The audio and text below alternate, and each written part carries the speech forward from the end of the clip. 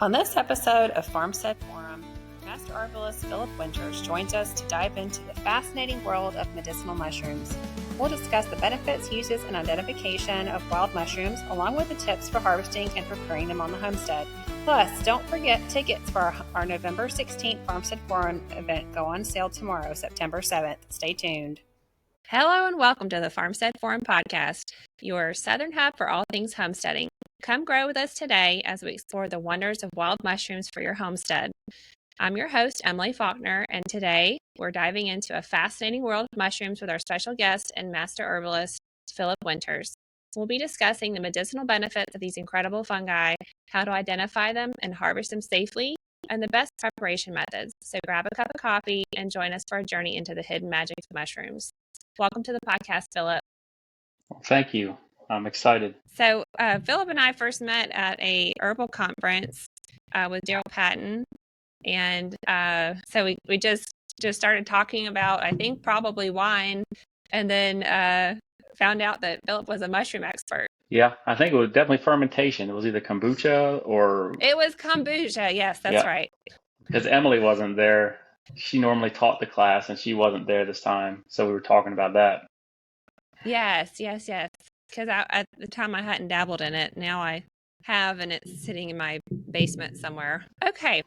Well, also, can you tell us, Philip, where you currently, like the region that you live in Georgia, and just kind of tell us a little bit about yourself? I'll include Philip's bio in the show notes, but if you want to speak a little bit on that.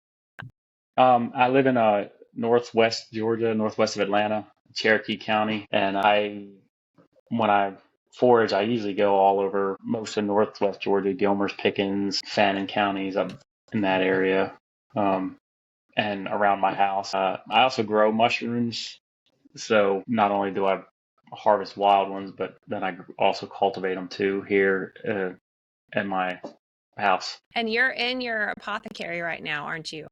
Yes. Yeah, I am. I thought it'd be a pretty cool background. It's awesome. I actually went to one of your foraging classes, and definitely my friend and I that went, we had a great experience. Thought you did a great job with that workshop. Thank you. Okay. Well, let's get into the first question. So what specific health benefits have you observed with medicinal mushrooms? Well, there is a lot of benefits from them. Ones in particular, one of the ones that I mainly use is lion's mane, and that's one I recommend. I think everybody should take lion's mane just because of mental cognition and its benefits. And there's been studies done where it helps with nerve damage, and I have actually seen this and heard this from other people how well it works. My brother-in-law, his dad has a degenerative nerve disease. I think it's Charcot-Marie-Tooth is what it's called, and so he was having a hard time just walking and moving. So I told my brother-in-law, I said I would recommend maybe lion's mane. He asked me if I had any, and I said yeah. So we got his dad some, and he seen marked improvement within the first week or two of that. So that helped him out a lot. A friend of mine gave a man that he knew lion's mane, and this man had hands had tremor since he was like 17 years old. Now he was in his 70s, and they gave him some lion's mane, and within 6 months or so, most of his tremors had stopped. And so I mean, I definitely have seen and know people who have seen marked improvement. And then I was saying I gave a friend of mine, he was studying for a national exam for a building inspector, and he was taking 3 doses of lion's mane a day while he was studying. He went and he took the exam, and nobody passes the exam on the first time, apparently. He went past the exam and remembered 80% of the questions when he got back to his office and started marking in the study guide the answers. And I was like, yeah, man, that lion's mane will do it. So yeah, I have heard that it's wonderful for memory. Yes. The herbal fellowship that I took, they have a supplement that's mixed lion's mane with ashwagandha for memory. But I have heard that it's supposed to be great for cognitive stuff. So That's Yeah. awesome. My grandmother Yeah. had those tremors too. They're called, I guess, essential tremors. Yeah. And yeah, she always joked, they're not essential to me. I don't know why they call them that. Yeah. Yeah. I don't know why they call them that either, but yeah, it definitely does help with memory and cognition. And the main thing that lion's mane has been used for has been like stomach ulcers and stomach cancer in like Hmm. China and other places. But the fact that it helps with nerves and stuff like that is it's just a wonderful medicinal. So yeah, one of our one of our entire sessions that we talked about mushrooms was only on the different mushrooms used for certain types of cancers. There is Hmm. there is a lot of research that's being done with that. Um, so and then also it seems counter what you would think would make sense, but so mushrooms being a fungi are actually antifungal Yes. and they're also antiviral, Yes. right? Right. So it Correct. seems like how is that possible? But Yeah. Yeah. Reishi mushroom is actually used for mushroom poisoning. oh wow, It counteracts mushroom poisonings also. So good to yeah. know. Are Yeah. with mushroom poisoning, are you talking about like too much psilocybin or something? No, no, I think it's more like ones that make you sick, like the I'm not sure if it's amanita poisoning, but more like the ones that would cause liver damage. So like reishi whatever, is like whatever that death angel one that I sent you. yeah, yeah, no, that's well, yeah, they actually for that one is bad, the destroying angel, and I believe it's in Europe they use milk thistle intravenously to counter the effects of that. Wow. So I is guess one of the treatments. you have to be in the right spot for that because I don't even know where you Yeah. get that around here. Y'all, Philip's my go-to guy. If I find a picture of or if I find a mushroom on our property, I'll send him a picture of it. And he's, but not saying that y'all should do that. We're going to give you some resources for that kind of stuff. uh, so Okay. Did you want to um, talk about any other health benefits that you've observed, or I you want to just move on? um I mean there's different mushrooms, their makeup, they're like we share more like we're more alike fungus or fungi family or whatever as than we are plants. So we're closer related on a cellular level to fungus than we are with plants, and so that's why I think that fungus, mushrooms, and fungi work so well in our bodies to heal it or to move our body to healing, I should say. And there are a lot of, and I tell everybody just about it, just like same thing with plants. Like every plant is medicinal, you know, every mushroom is medicinal for the most part. It's just a matter of what it's used for. Now, destroying angels, no, I don't think they have. They're just, we definitely don't want to go near them. So, Mm. yeah, we can. Yeah. So that's interesting that you say that because I've been seeing similarities between our gut microbiome and soil, but I've never really thought about our bodies being similar, like structurally, I guess, or in relation to mushrooms. I've never really thought about Mhm. that. Yeah, our genetic makeup is closer to fungi than it would be to plants. So, okay, question number two. Can you share some tips on correctly identifying and safely harvesting mushrooms in the wild? Yes. So I've got my visuals.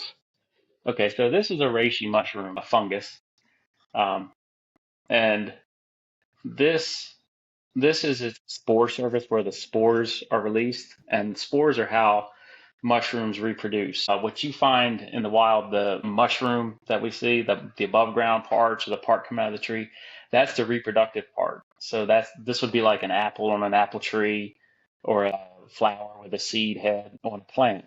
And this is how they reproduce. So one of the main ways, or one way is identify the type of spore surface they have. So this is a polypore. Every one of these on the bottom here, these are all tubes. And let's see, you can see it better on this. This is a crack cap polypore. I don't know if you can see those, but there's these tiny tubes, and that's where the spores are released. They come down and they are released out of those tubes. Wow. So there's different types of reproductive surfaces or spore surfaces. There's gilled, toothed, polypores. There's tubes. So that's one of the big ways is to know what kind it is by the pore surface. And then just like you would describe anything else, is it woody? Is it soft? And then the spores are all a lot. There are different colors. So doing a spore print would be another way to identify. And by doing a spore print, you would take the mushroom cap, if it has you would set it on a piece of aluminum foil, or you can get a piece of paper, white piece of paper and a black piece of paper, and set them side by side and straddle that. And that way you can see what color the spores are. A lot of mushrooms are white, but then there's mushrooms that look similar, but one might have a pinkish brown spore and the other may have a white spore. And the difference could be one is edible and one is not. So you definitely want to know the spore color and what type of surface, what it's growing on. Is it growing on wood? Is it growing in the ground? So there's a lot of different ways to identify. And I usually tell people when they're starting out, look for more mushrooms or fungus that are growing on. I'm not going to say all of them are typically, because there are some that will make you sick that do grow on wood, but most or a lot of them growing on wood are, because oysters grow on wood, the lion's mane, chicken of the woods, most of them grow on wood. And it's usually hardwood, right? Correct. If it's pine, it's usually not.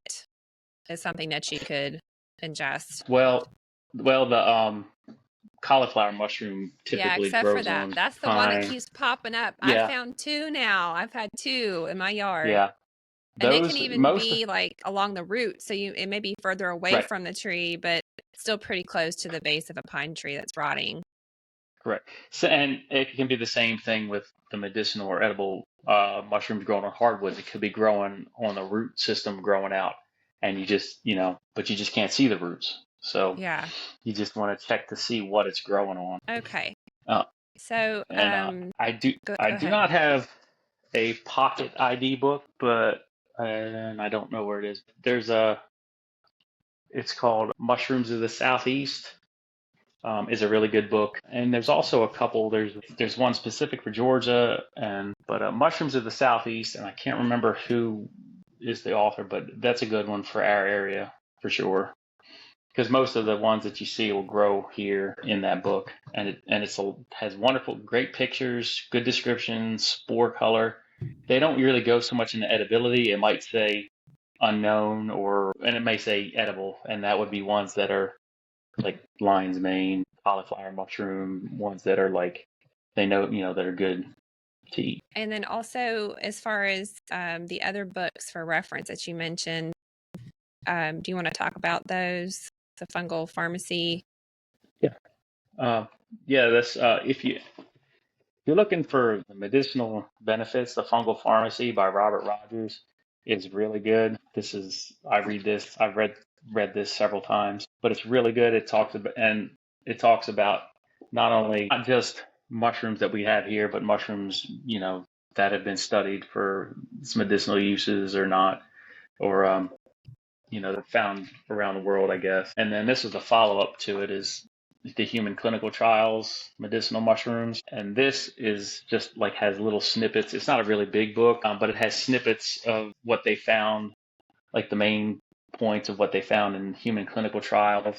And then the trials are actually listed in the back, I believe. But it's really good too, looking for the medicinal benefits of mushrooms. I think that So, that last book would probably be more of interest to clinicians and people, that yeah. want to see the science behind it. Yeah, this is just a side note. This is actually the Fungal Pharmacy is mushrooms and lichens of North America.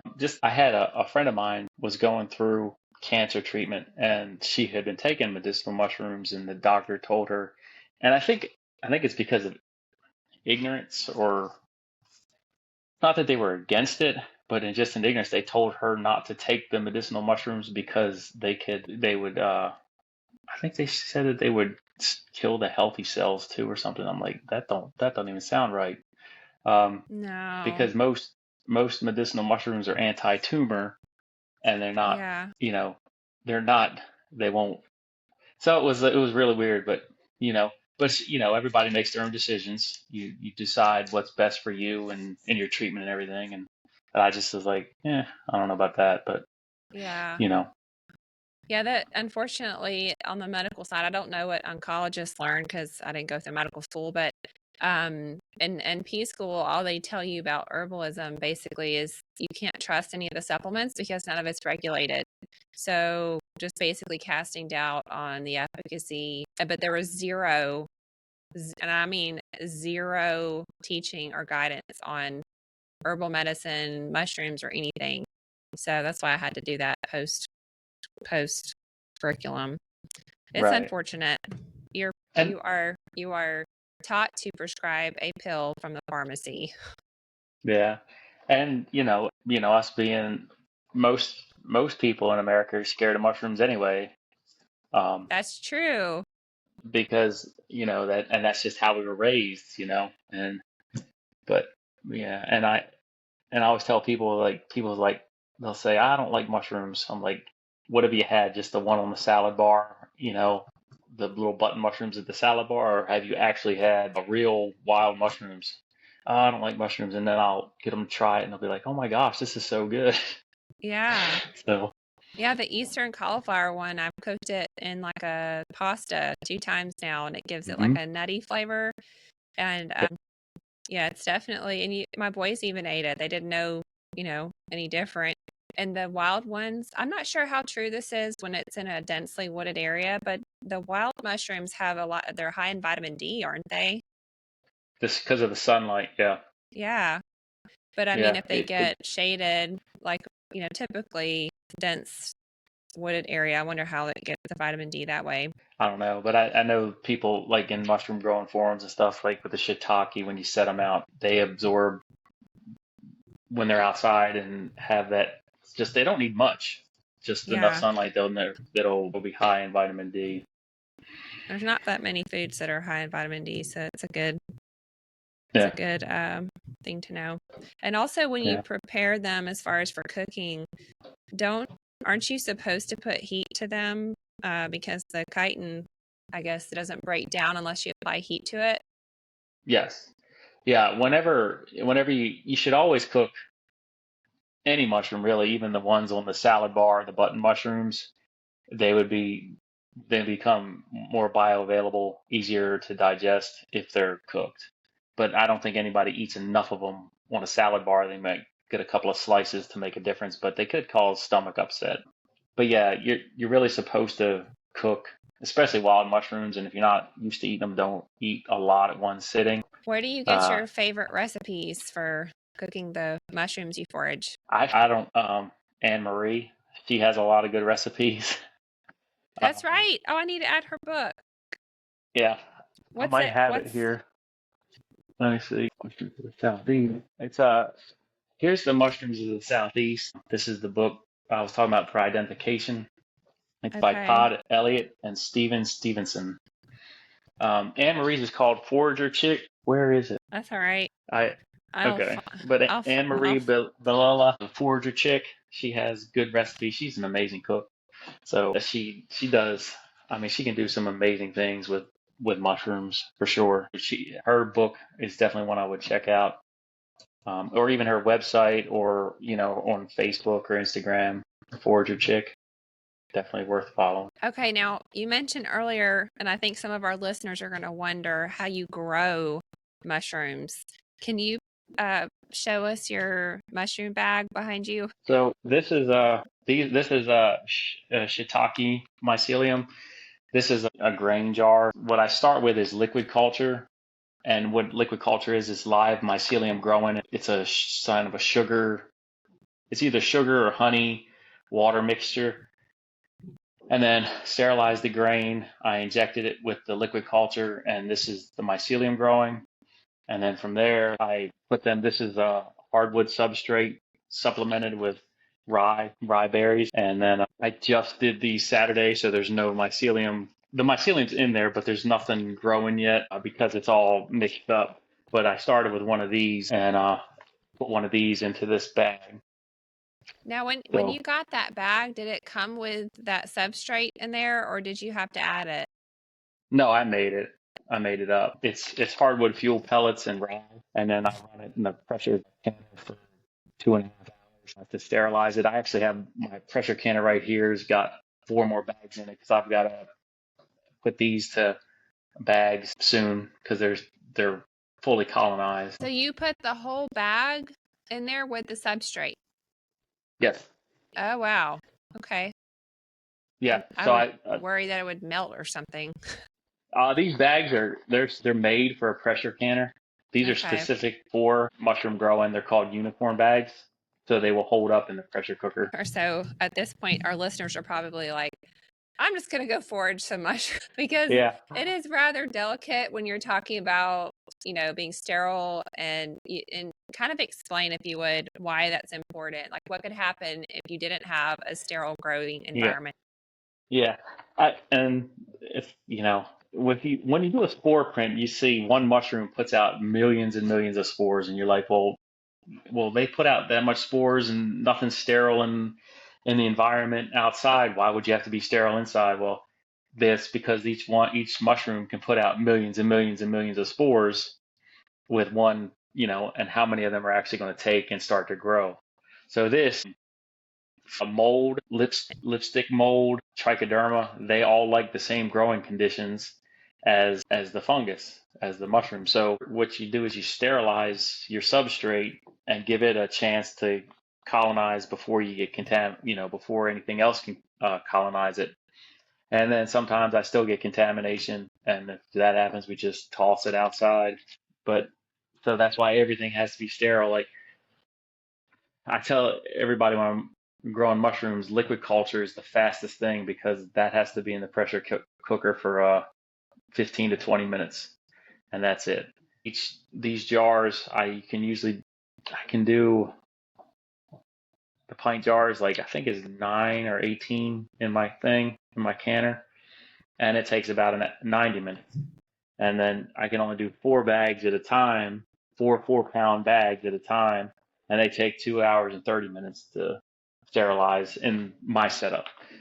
People who sell mushrooms for a living, they build these steamers that can do 200-300 bags at a time, and but this is just for me for eat or to make medicine, so I'm just small scale doing it just for me. Well, I hope our listeners have a newfound appreciation for anyone who grows and makes their own medicine out of mushrooms, because it's definitely an art, I would say, a skill. Yeah, it takes some learning. There's learning curves. So, anything else that you wanted to add? I was about to talk about, your activities and events that you have upcoming.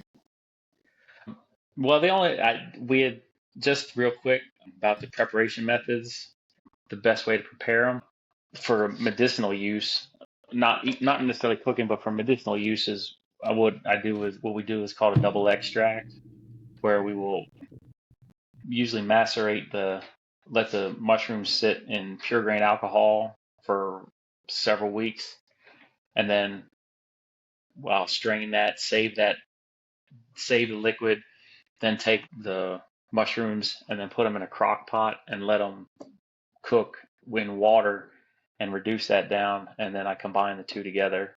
It's called a double extract, and there's probably YouTube videos on them and stuff, but that's just a quick overview of a double extract. Yeah, that could be a whole episode in itself, couldn't it? Yeah.